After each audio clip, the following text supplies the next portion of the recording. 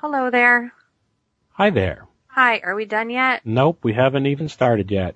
Well, I have a date with Pikmin 3, so... Want a date? Want a date? Want a date?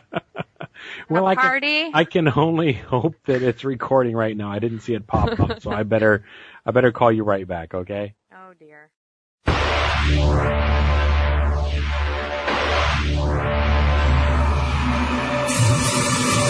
Welcome to the Vicis Interimo 30 Minutes to Kill podcast.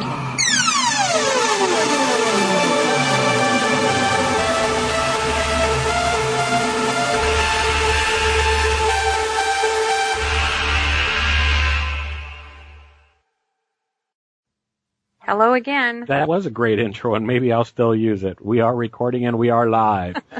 This is episode number 249. Wow, that's a lot. It's a lot. Too much fun to be had by just two people. We have to share it with an audience. Well, I hope there's quality in there, not just quantity. You may have 50 or 60 good episodes in there somewhere. Maybe should edit those together sometime. Do a best of.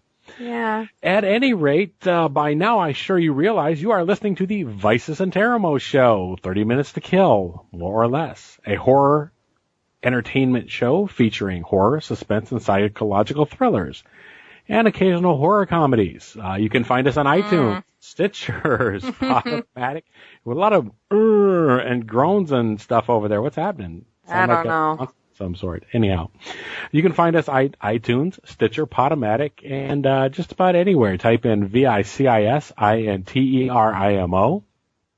I am your host, Michael Mad Saxon Jones, here with my lovely wife and co-host Lori. Yeah, that's me. I thought you'd say want a date, but anyhow, we generally have 4 segments to each show. Laid to Rest, where we recap things for old shows or things that we may have missed in previous podcasts. A review of a featured movie, which happens to be Frankenhooker. A gripping tale of lust and revenge. And then we have a Garbage In, Garbage Out, where we talk about we'll talk about TV shows or movies or anything, books we may have caught in the last week or so. And generally end with a Crawling Chaos, a topic or factoid that we have never talked about on the show before. I may be recording that section post this show anyhow, because I want to look something up with regards to carnies and carnivals and that type of stuff. That's interesting. That'll tie in with our Garbage In, Garbage Out, but we haven't got to that yet. First of all, a brief, ever so brief, Laid to Rest.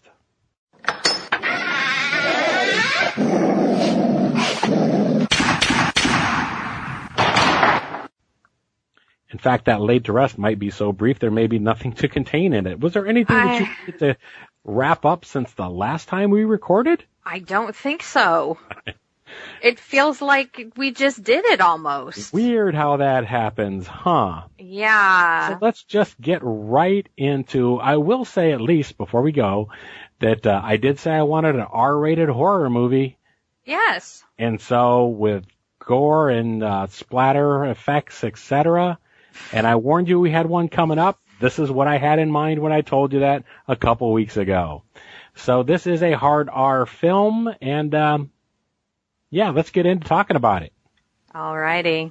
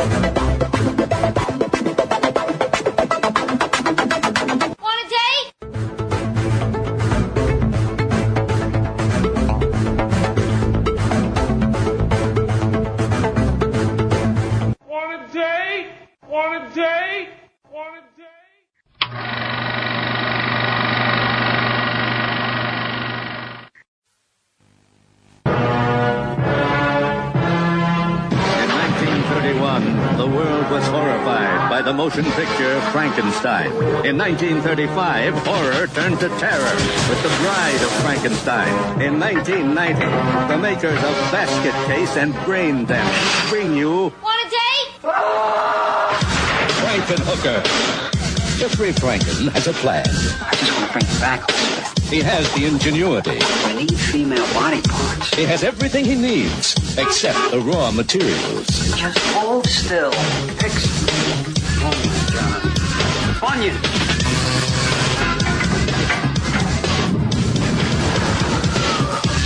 Wow! Jeffrey's creation is alive. Look for some action? Oh, yeah. He's sexy. Want a date? You going out? I'm on my way home, but thanks anyway. And she's sutured to please. Listen, I'm looking for a very tall, attractive woman. She's purple. She's got fresh stars on her. She's on the bar. Now a motion picture like no other. A tender story of love and romance. Want a date? A gripping tale of lust and revenge. Frankenhooker. Incredible. Some assembly may be required.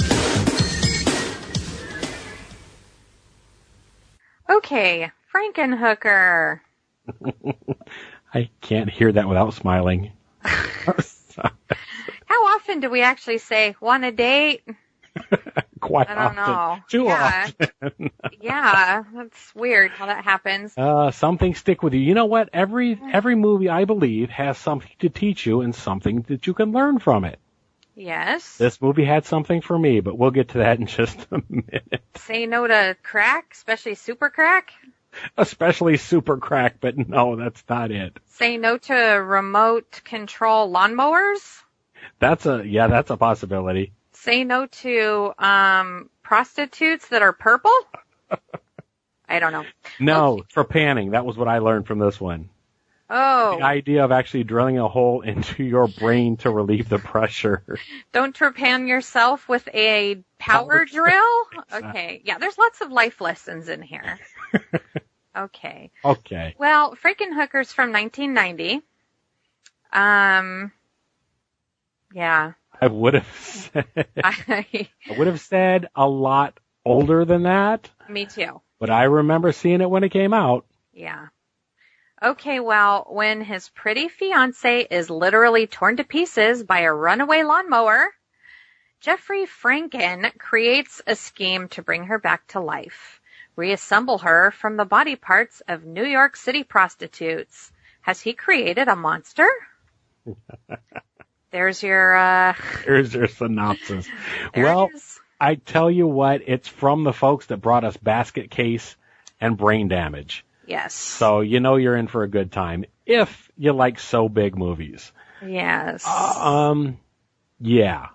This what I don't like my horror and comedy touching each other. I have to keep them separate on the plate. So, but that being said, it's a classic and it's amusing. Yeah. I don't know. Some of these things you just have to forgive them for what they are, I guess. Well, you know what? This is what I love about the picture. It embraces what it is right from the beginning. They don't try to Oh, yeah. sugarcoat anything or Oh, whatever. Right down to Jeffrey Franken sitting at the table, Yeah. poking at a brain with an eyeball, Yeah. and like his mother, soon-to-be mother-in-law, his would-be mother-in-law, Yeah. not phased one bit. Just that's him, and that's what he does. And Yeah. Oh, Jeffrey's at it again. Isn't that endearing? Yeah. But he works he's an electrician, or he works in an electric facility of right. some sort. And one of the first things that I thought was, I thought Bucky from Poor Bucky. from Michael Myers from the Halloween Yes. and stuff. But Yeah, but this Jeffrey Franken, he's apparently flunked out of medical school 3 times. 3 times at least, yeah. So he's got a little bit of A little Herbert West, maybe? little bit of Herbert West going on. Yes, he's got some wild ideas and things that probably aren't real ethical. You don't say. Yeah. But yeah, so just corny and nuts. And now, okay, rated R. I'm thinking it's mostly for the nudity, Because the gore is just, like if you're scared by mannequin heads that are painted red on the neck, the decapitated mannequin heads, if those scare you and that's gory, then I guess. Well, what about the guinea pig, the crack-addicted guinea pig? Well, it wasn't addicted, but... No. Ugh. Well, it was a guinea pig, and then it was like 5 pieces of fur. So, I mean, the gore and stuff, that's just ridiculous. Yeah. Well, it is ridiculous, over-the-top type of stuff. Yeah, it was the nudity and the subject matter. Adult themes and drug use, obviously, but, done just so ridiculous. Oh, my gosh. I have some complaints, though. It actually, in spite of, all of the classic corny scenes that you remember, some of the in-between parts are really drawn out. It was okay, gosh, get to it. Stop talking and just go. Our main character, Jeffrey Franken, he spends a lot of time alone working on stuff. But he narrates everything. Was that distracting or helpful? It was... him talking out loud to himself and... Yeah, I don't know. It just seemed I don't know. And it wasn't just his parts. There were other parts, too. I don't know. It's you've got this total... larger-than-life, corny story going on and all these wild, visuals and stuff. But then, so maybe the downtime in between just, I don't know. Did it feel longer because you were waiting for that next scene to get there, that next over-the-top moment? No, because I could do slow scenes if they're, I'm talking I was going to say I'm talking like this is a real movie. It is a real movie. But if those quiet moments, if there's something in there that you really need to know that's part of the story, which I guess it all was, but it just, the story, you don't have to be a brainiac to understand the story. You know what I mean? So there didn't need a lot of explanation or quiet moments in between. You didn't really need it. What I appreciated, maybe going back, maybe I enjoyed it and liked it more than you did, but what I appreciated was the satire of the times too.